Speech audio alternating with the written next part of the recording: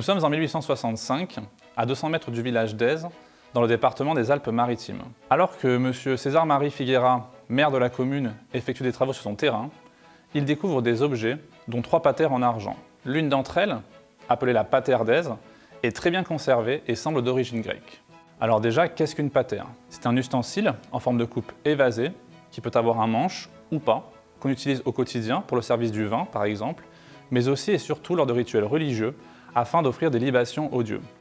Alors la libation, c'est un rituel très courant durant l'Antiquité, qui consiste à verser quelques gouttes d'un liquide en offrande. Ça peut être sur le sol, sur un autel, et les liquides sont très variés, mais on retrouve surtout du lait, de l'huile d'olive et du vin. Alors en ce qui concerne la patère d'Èze, elle mesure 20,6 cm de diamètre pour un poids d'environ 394 grammes. Son centre, peu profond, est occupé par un bossage rond, entouré de cercles concentriques et orné de motifs végétaux.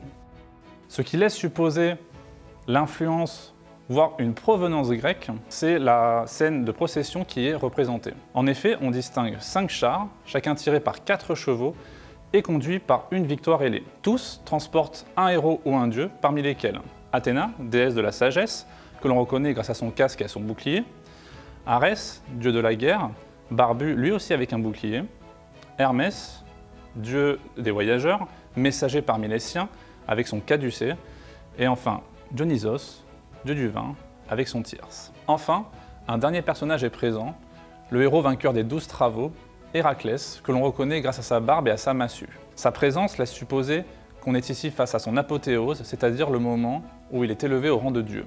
En raison du contexte de sa découverte, sa provenance ainsi que sa datation sont incertaines. Aujourd'hui, il semble que cette patère ait été réalisée autour de 300 avant Jésus-Christ et qu'elle provienne de la Grande Grèce, donc de l'Italie du Sud. Mais tout cela, à l'époque, M. Figuera l'ignore. C'est pourquoi il vend les objets qui passent de main en main pour finir en 1891 dans les collections du British Museum. L'objet y est encore aujourd'hui conservé et celle que vous pouvez admirer au musée archéologique de Nice-Cimiez est une copie réalisée en 1977. Très soigneusement ouvragée, elle permet aux visiteurs d'admirer à la fois la richesse du décor ainsi que la finesse du travail de certains ateliers antiques.